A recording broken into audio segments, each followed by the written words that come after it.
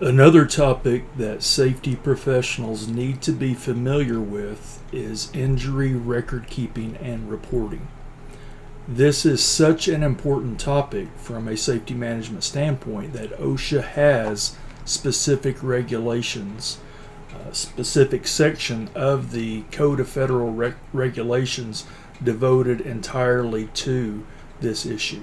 Again, all information that we're talking about during these videos is from 29 CFR 1904. That's where we would go to find the most current regulations. Here is the URL. I will provide you a link in Blackboard. All you'll have to do is click on that link in Blackboard and it will take you to the 1904 regulations. Just about, I don't like saying all of you, or I don't like speaking in absolutes, but I can speak pretty close to an absolute on this issue. All of you will be involved with injury reporting and record keeping and the 1904 standard. And I don't talk a lot about OSHA regulations.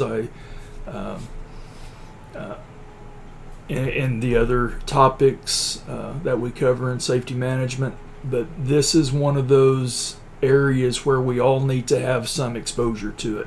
You need to have some exposure to this topic before you're in the role of safety manager or safety coordinator. In the past, I've covered this topic in other classes, but I think it goes along really well with workers' compensation management because we're talking about injuries and injury management. This is a part of injury management, what we're talking about in this unit.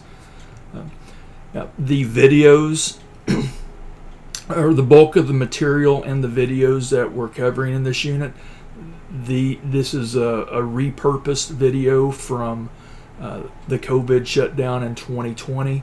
If I make any references to the year 2020 or make any references to how the regulations have changed, you can pretty much ignore that. All of the information presented in the video is up to date, and you always can refer back to 1904, this link, if you would like more information. It's a big topic. Won't have time to cover all of it in 3 videos, but it will give you a good introduction into what companies are required to keep injury records and report those records to OSHA. We'll talk about what makes an injury recordable. We'll talk about the different forms that are involved when an injury occurs. Again, these are forms that have to be used by law. This is all laws that we're talking about here. Also, I'll talk about the Oklahoma Department of Labor as a resource. If we are working as a safety professional and we have any questions about injury record keeping and reporting, call the Oklahoma Department of Labor. They will be able to provide you with the guidance you need. The head of the department that will be helping you if you call the Oklahoma Department of Labor, he is a graduate of NSU's EHS program. Great guy, very helpful. Just one of the nicest. He's almost too nice to be a safety manager. Just kidding about that, but he is a very helpful, very, very nice man. And you probably won't be talking to him directly if you call the Oklahoma Department of Labor, but you'll be talking to people who work for him, and they are there to help companies that have questions about injury reporting and record keeping and other issues related to safety in the workplace. All right, I'll go ahead and shut up now. Now, there may not be a smooth transition between this and the remainder of the video because, again, I am editing and cutting and pasting, trying to repurpose videos from 2020. Let me know if you have any questions. I'm not going to have time to talk about everything in these regulations, but these are some of the topics that I want to talk about. reporting requirements, what companies are required to report. Some companies are exempt. We'll talk about exemptions. Before an injury is recordable, it has to be work related. So we'll talk about what determines whether an injury is work related or not. We'll talk about what criteria have to be exhibited before it's a recordable injury. We'll talk about first aid versus medical treatment, posting and reporting to OSHA. Talk about the different forms that are used, procedures for counting the number of lost work days when there's a lost work day injury. Then we'll talk about some of the different rates, injury rates or incidence rates that are used by safety professionals. We'll talk about the total case incident rate, and we'll talk about the days away, restricted, or transfer rate. All right, let's talk a little bit more about why this is important to you as a safety professional. It may very well be part of your responsibilities when you get that first safety professional job. It often is the responsibility of safety professionals within a company to keep track of these records and make sure the company is doing it correctly. Now, occasionally, human resources may help out or be involved in the process, but most of the time it's going to be the responsibility of the safety department to make sure this is done correctly. Another reason it's important for safety professionals to know about these regulations, these requirements, because in many companies, the goal of the safety program, the goal of the company is zero recordables. So if you work for a company, their goal for safety is zero recordables.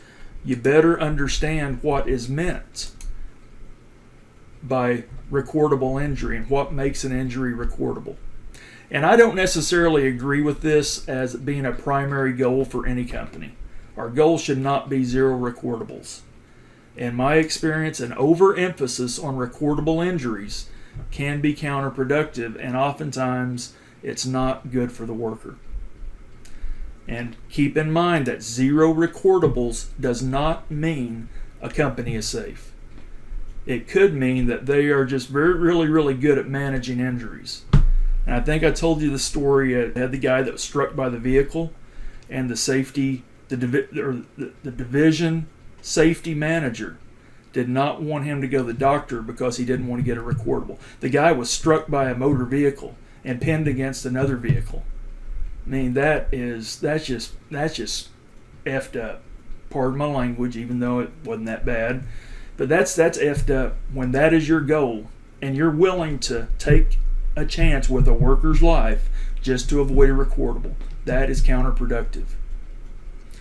And again, that's kind of an extreme example, but you'll see this in a lot of companies where it's all about the goose egg. It's all about that zero culture, achieving the zero recordable objective.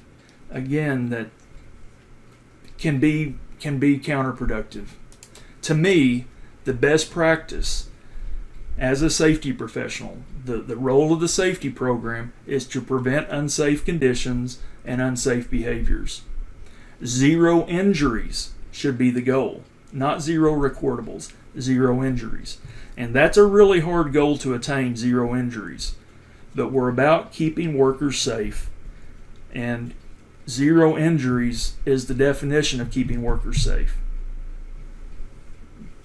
So enough on that bit of philosophizing on my behalf, on my part.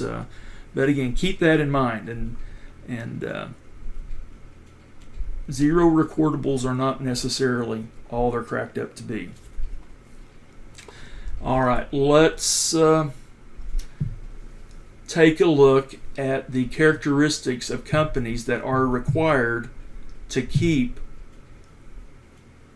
injury records and to report those injury records.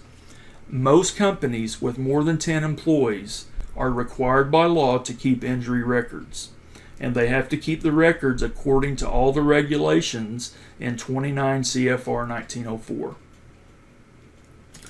Over on the right, this is one of the forms that these companies are expected to use. Form 301, which we'll talk more about later. It's anytime we have an incident, you have 7 days to get this thing filled out. A recordable incident. Now, if it's a first aid case, you don't have to fill anything out. But if it's a recordable injury, if it meets recordable criteria, then it has to be filled out within 7 days. And we'll talk more about that later. So most companies with more than 10 employees must keep injury records. There are companies that are exempt. Companies with 10 or fewer employees, unless they're informed by OSHA or the Bureau of Labor Statistics that they must keep records for a period of time. That does happen occasionally. Also, to add a little bit more clarity to this, if a company had more than 10 employees at any time during the year, they must keep records.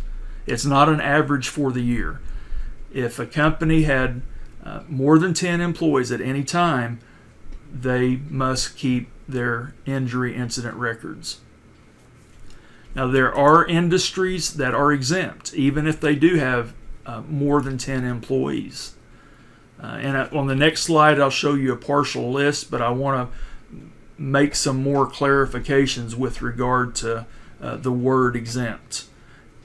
Exemption only means a partial exemption. All companies, regardless of size, regardless of industry, if they have a fatality or when they have a hospitalization, amputation, or loss of an eye, they have to contact OSHA. They have to report that to OSHA. And there's certain time restrictions. If it's a fatality, you have 8 hours to call OSHA. If it's a hospitalization, amputation, or loss of an eye, you have 24 hours to call OSHA. And we'll talk a little bit more about that later in the unit or later in the module. But that is something that applies to every company. And when I use the term keep records or records must be kept, that means the companies must follow everything in the regulations, in the 1904 regulations.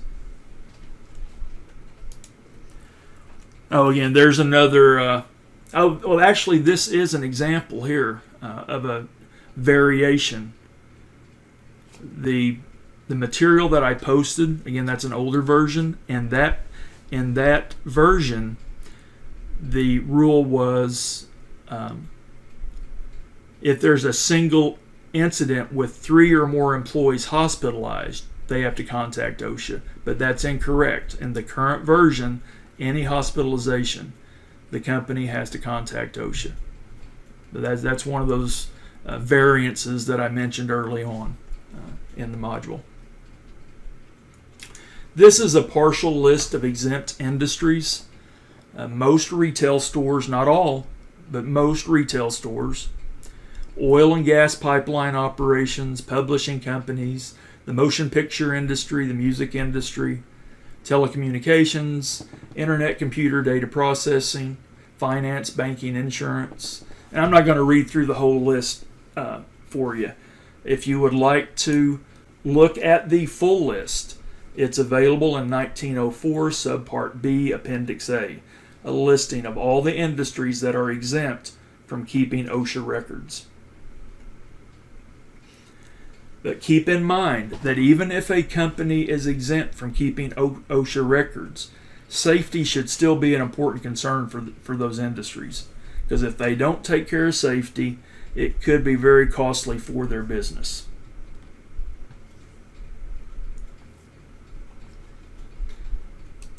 Okay. Recording criteria. On this slide, I'm just going to talk about very general criteria. Is it work-related? Is it a new case? Does it meet the criteria for recordable injury? So it's got to be work-related. It's got to be a new case that it was not a previous injury, and then it must meet the criteria for recordable injury. First of all, let's talk about determining work-relatedness. An event or exposure in the work environment caused or contributed to the injury or illness, or an event or exposure caused or contributed to the aggravation of a pre-existing illness or injury. That's what makes it work-related. But there are some exceptions to this. There are some types of injuries that you may think would be work-related that aren't work-related, and I want to go through those exceptions in the next 3 or 4 slides.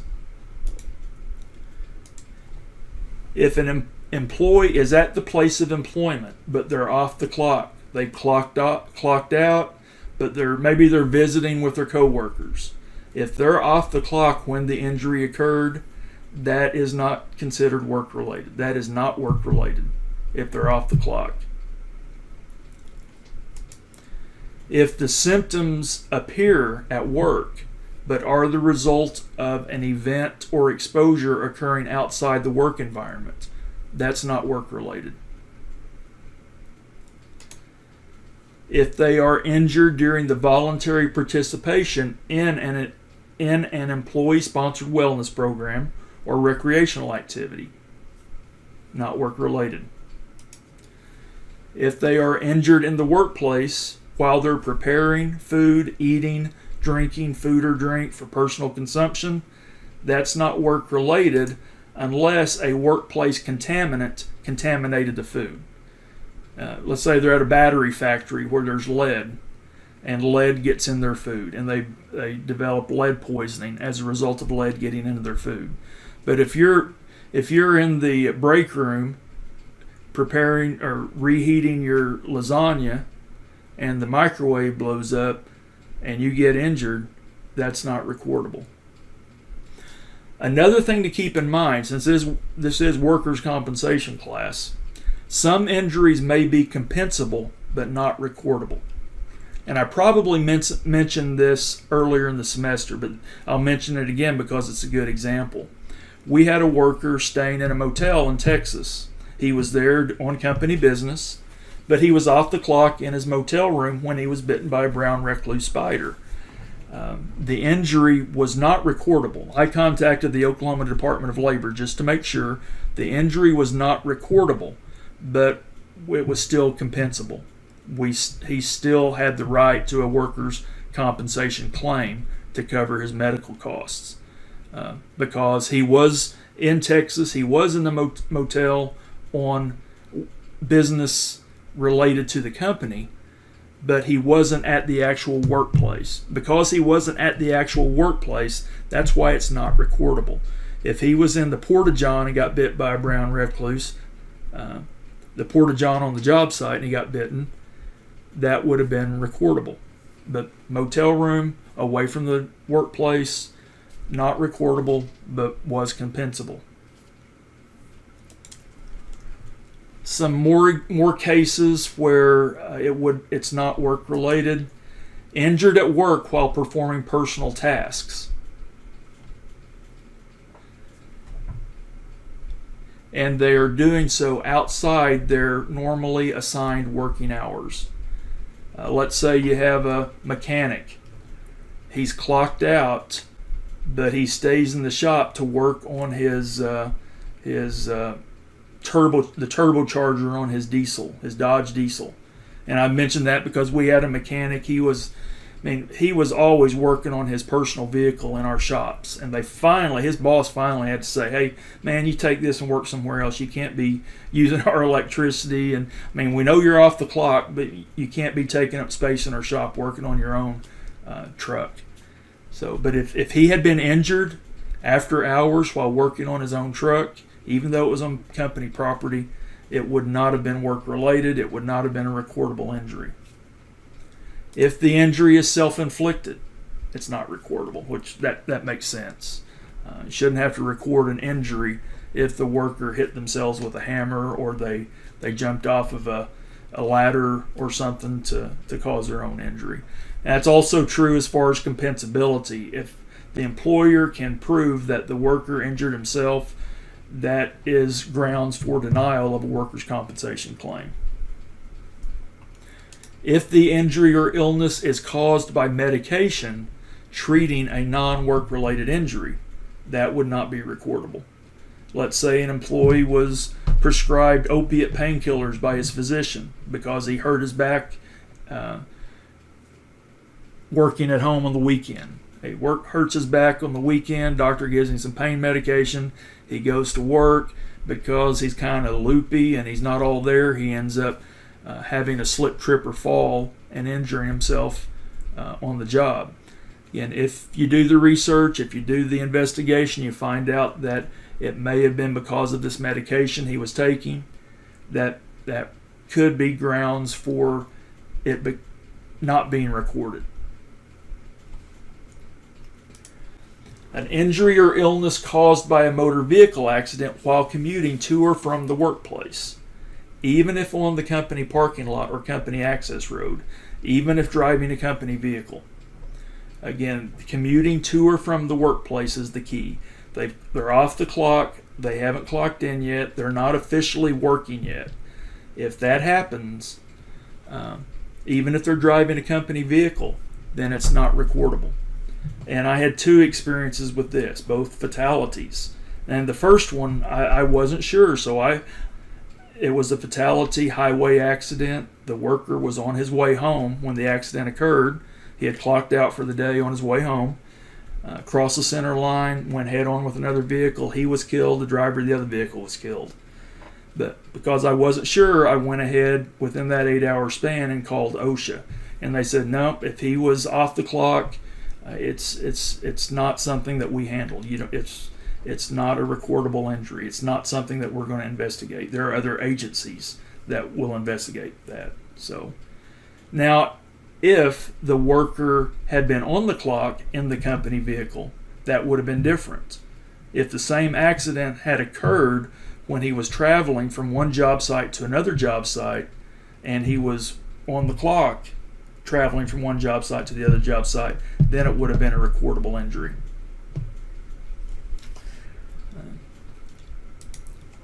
If you have an injury or illness involving a motor vehicle when the employee is on the clock, but takes an unnecessary detour for personal reasons. Let's say you're going from one job site, or let's get out of construction.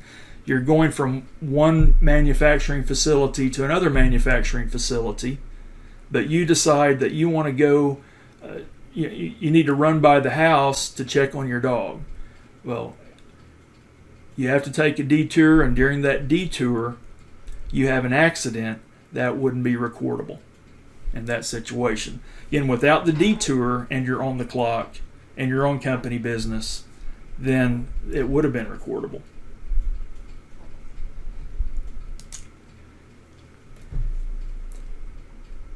If the illness is the common cold or flu, it doesn't have to be recorded. It's not a recordable. But there are some communicable diseases that are considered work-related if the infection was the result of work activities. Tuberculosis, brucellosis are a couple of examples. And it's going to be interesting. There's a lot of discussion about coronavirus, COVID-19, especially with the healthcare industry. Are employers going to have to record cases where a worker contracted the coronavirus while performing their work duties in the hospital environment? Again, that's a situation that's still not resolved yet. If the illness is a mental illness, unless a licensed healthcare professional states the illness is work-related. But generally speaking, mental illness is not going to be a work-related, not going to be recordable.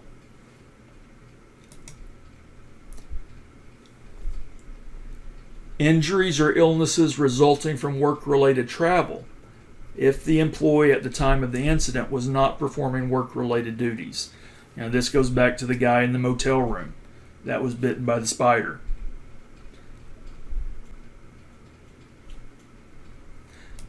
If there's ever any doubt, and I've done this a few times in my career, call the Oklahoma Department of Labor Consultation Services.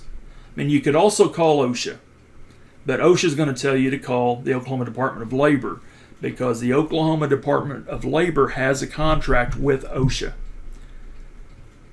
The contract says that the Oklahoma Department of Labor will provide consultation services on behalf of OSHA. So you just call the Oklahoma Department of Labor if you have any questions. They're real helpful. They will get you headed the right direction if you're not sure of whether a situation, an injury, is work-related or not. All right, I'm going to go ahead and end on that module right there, and when we come back, we'll continue our discussion of injury reporting and record keeping.